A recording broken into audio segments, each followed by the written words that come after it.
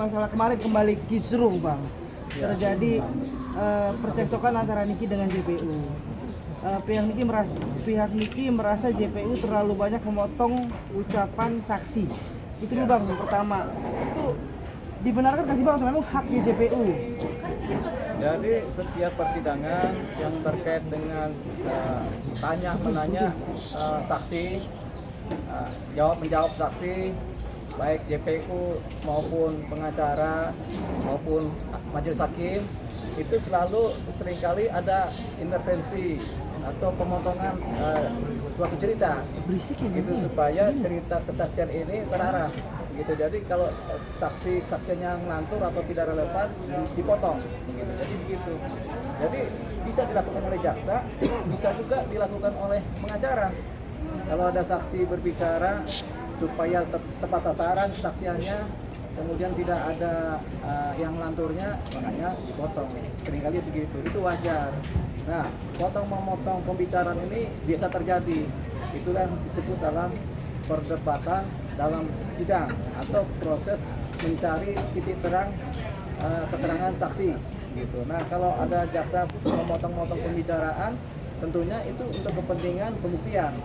Demikian juga kalau ada pengacara itu memotong-motong pembicaraan saksi, itu untuk kepentingan pembuktian juga.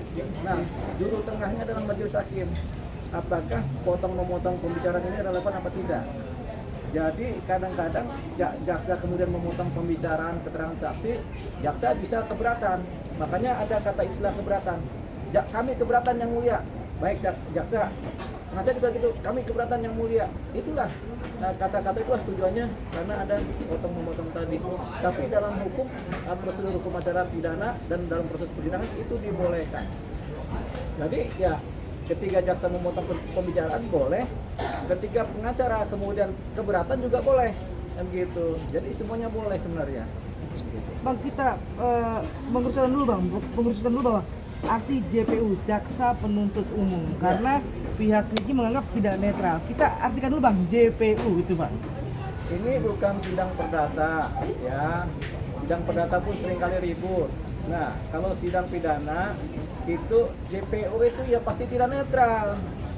Kalau JPU netral, yang netral itu harusnya hakim, bukan JPU. Karena begini, JPU jaksa penuntut umum, ya. Jaksa tugasnya menuntut, pengacara tugasnya membela, hakim tugasnya memutuskan perkara. Yang netral itu adalah majelis hakim. Jaksa nggak boleh netral. Kalau jaksa netral berbahaya. Karena jaksa itu tugasnya harus membuktikan suatu dugaan tindak pidana berdasarkan bukti-bukti dan keterangan-keterangan saksi. Dia nggak boleh netral. Dia harus mematuhi koridor-koridor proses penuntutan. Jadi dia harus mengarahkan bukti seperti apa, saksi seperti apa. Begitu. Nah, pengacara juga nggak boleh netral dalam proses hukum pidana. Pengacara harus membela kliennya. Nggak boleh kalau pengacara juga netral, nggak dia bela itu kliennya kan. Jadi pengacara juga harus berpihak kepada kepentingan hukum kliennya.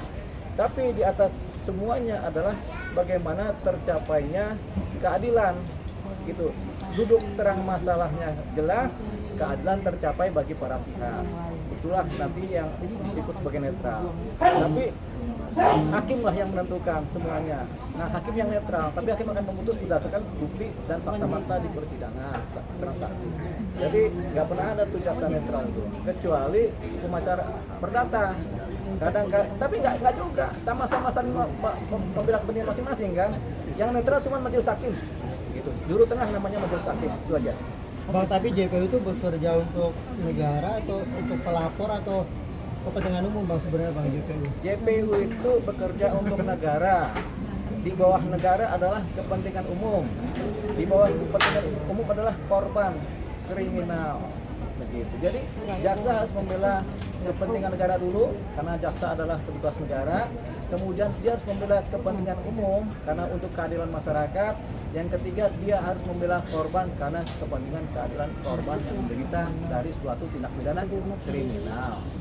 Bang, kadang JPU ini seolah-olah ada kabar miring terkait adanya titipan pesanan. Gimana bang menyikapi itu? Semua perkara-perkara pidana seringkali dibumbu-bumbui oleh cerita-cerita miring. Nggak ada cerita-cerita yang lurus itu. semua miring. Karena apa? Sabar Biasanya Pak, satu lagi Pak. pelaku pidana itu kemudian atau korban merasa ada yang nggak adil. Makanya keadilan itu dicapai melalui keseimbangan dalam proses sidang. Sepanjang keadilan itu belum tercapai melalui putusan, itu selalu miring. Miring ke kiri, miring ke kanan, begitu. Karena timbangannya belum sesuai kan, makanya miring-miring nih. Kenapa miring nih timbangan keadilan? Kenapa miring kemari gitu? Selalu ada, masing-masing pihak punya sudut pandang mengenai kemiringan dalam perkara. Termasuk pada jaksa penuntut umum, pasti ada yang menilai secara miring. Itu nggak ada persoalan, itu wajar saja. Oke Bang, Bang, kemarin juga ada kan sorot. sidang itu under control banget Bang, udah seperti apa, kayak riuh rendah lah, udah bukan lagi, udah nggak ada marwahnya Bentar, pengadaan riuh persidangan. rendah apa riuh tinggi? Riuh tinggi Bang ya, Ya, riuh tinggi lah udah ya. nggak ada lagi marwah pengadilan, seperti udah hilang gitu. Ya. Nah ini siapa yang harus wajib untuk meluruskan ini Bang, supaya clear? Banyak perkara seringkali dibarengi dengan keributan-keributan. Itu adalah posisi ekstrim dalam persidangan, selalu ada begitu. Dimanapun perkara seringkali ada terjadi keributan-keributan dan keriuhan. Gitu. Jadi ini kita bisa wajar. Nah, yang punya wewenang terhadap proses yang terjadi selama persidangan adalah majelis hakim, yaitu ketua majelis hakim. Dia memutuskan apakah sidang harus dihentikan, harus diskor karena kerendahan atau apa.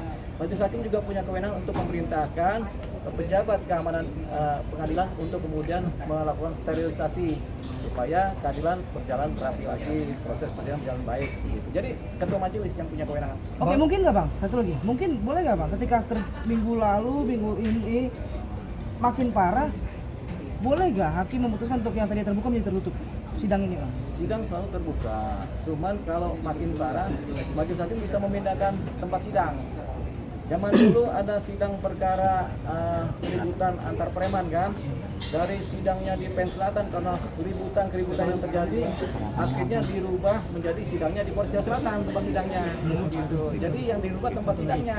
Nah, kalau sidangnya nggak bisa tertutup, sidang tertutup itu untuk kepentingan hukum, keadilan, untuk kepentingan pribadi ya, itu baru sidang tertutup. Gitu. Jadi sidang itu selalu terbuka kecuali ditentukan lain oleh majelis hakim. Tapi tergantung pasal-pasalnya, dakwanya. Kalau dakwaan misalnya tentang pedofilia, ya sidang tertutup. Dakwaan tentang kesusilaan sidang tertutup, kebanyakan kan. Tapi kalau si pemerasan atau pembunuhan atau itu terbuka.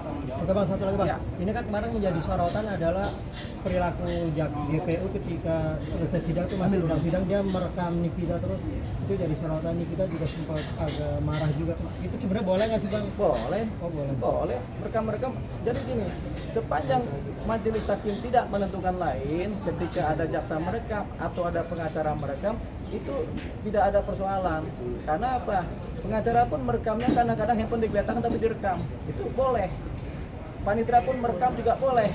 Jaksa juga merekam boleh. Kan sekarang rekaman nggak cuma suara, ada rekaman visual, itu boleh. Sepanjang tidak ditentukan lain oleh ketua majelis hakim. Wajar Bang, pantas. Boleh Bang. Boleh dulu ya? Tujuannya untuk pembuktian.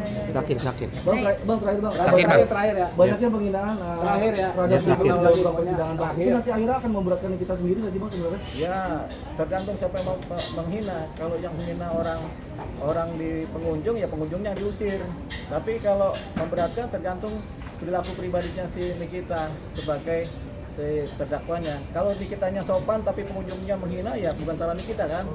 Kalau Nikita sendiri yang menghina, itu namanya karena dia namanya perberat. Ada perilaku yang dianggap memperberat hukuman karena tidak sopan atau tidak disiplin atau tidak bertingkah laku baik dalam persidangan. Oke.